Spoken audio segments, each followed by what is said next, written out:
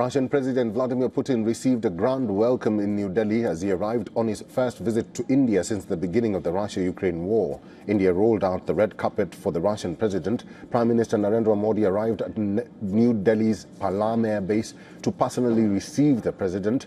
The two leaders shook hands and shared a warm hug.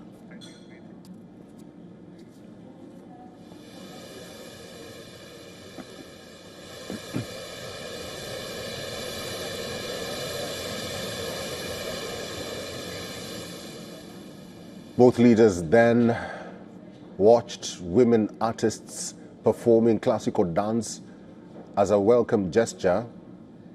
President Putin and Prime Minister Modi were then seen leaving the tarmac in the same car, a rare gesture underlining the warm ties between the two countries and the leaders. Later, the Prime Minister took to social media platform X and shared images of the car ride and the welcome accorded to the president. Signaling the significance of the India-Russia relationship, the Prime Minister wrote on X in both Russian and English. He called President Putin my friend, and the India-Russia friendship a time-tested one that has greatly benefited both sides. The Prime Minister's residence, the 7 Rock Kalyan Marg, was draped in the colors of the Indian and the Russian flag. The Prime Minister and the President were seen engaged in a conversation as the two headed for a dinner hosted by the Prime Minister of India.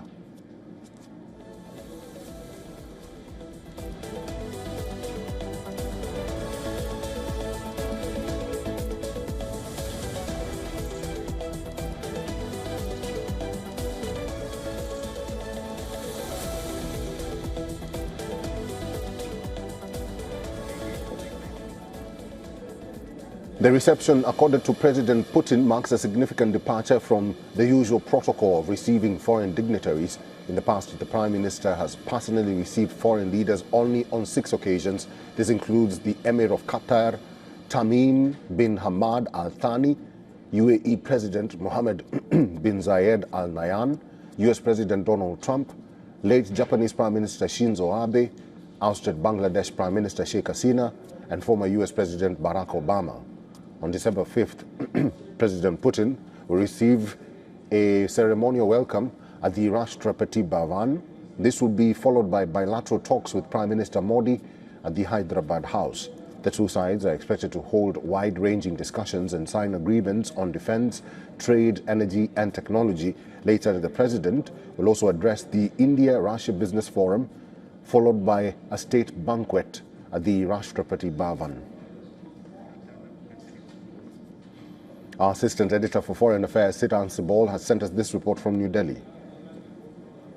Russian President Vladimir Putin has reached India, and we know that the big day will be on Friday when he will be accorded the state welcome, given the fact that this is a state visit, but also key announcements with pacts in areas like shipping, like mobility, and of course India's concerns on widening trade deficit. India wants Russia to buy more from India, especially agriculture products. So that remains the key focus. But the clear and the big picture remains India's reaffirmation of its strategic autonomy, and also for Russia, its emphasis on Asian giants like India and China at a time it faces Western sanctions and isolation.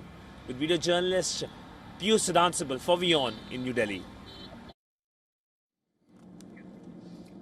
Let's take this conversation forward, and joining us live from Berlin is Ben Aris. He's the founder and editor-in-chief of BNE IntelliNews and also former Moscow bureau chief for the Daily Telegraph. Mr. Aris, it's good to see you. Thank you very much for making time for us. What do you think is the message President Putin and the Prime Minister of India are trying to send to the West, and especially the United States and Europe?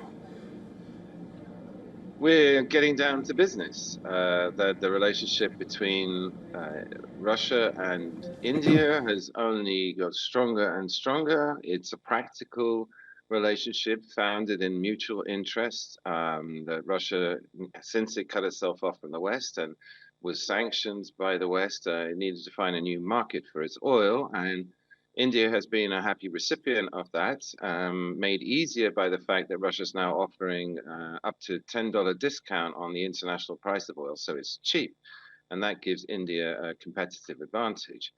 And at the same time, India is in need of raw materials or technology that Russia can provide, both on the civil side, like nuclear technology, and also the big part of the conversation that's going to go on this evening, the key conversation between the two leaders, is on arms supplies. That India wants more S-400 missiles that prove so effective in the short war with Pakistan, and at the same time, it's looking at buying a very advanced Su-57 fifth generation jet fighters from Russia. And this is, as I say, Putin also brought a large business delegation with him. And these are companies that are looking to invest into India and supercharge its industrial manufacturing prowess with Russian technology. And that will help with the trade deficit problem, which is large, because it will create companies, it will create products that India can export to Russia and elsewhere to undo some of that imbalance. Mr. Aris, most of these agreements that you mentioned, including defense, which is a top priority for both India and Russia, will be signed tomorrow, because tomorrow is the 23rd India-Russia summit where the Russian president is supposed to address the plenary. But what would be the impact of that? India depending or now asking Russia to provide them with jets, with missiles, the S-400 or the S-500 defense system. Possibly, yeah, look, India's been buying arms from Russia for ages, and the relationship goes back to the Soviet days.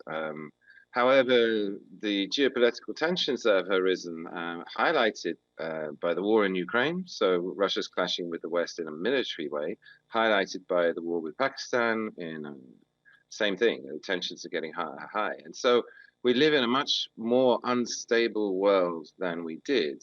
And, there's a potential third world war between Russia and NATO in the making here. And so everyone is refocused back onto defense and security. And India is looking at options. It's not just the Su-57s it's looking at. It's also looking at American F-35s, also a fifth generation fighter. And it makes sense to diversify your suppliers. But with the S-500s, the new generation of these very effective surface-to-air air defense missiles, one of the options on the table is that Russia will actually go into joint production and produce them in India, which means technology transfer, which means expertise transfer to India so it becomes self-sufficient in that technology. And that's both interesting from the security point of view, but also from self-sufficiency, being not dependent on Russia for all its arms technology, developing the Indian defense sector capabilities. And all of this stuff is in play. As I say, we live in a new, unstable world where everyone has to watch their back and think about defense. Mr. Ben Aris, it's good to see you. We'll have to end this conversation here. Thank you very much for talking to us today. Great.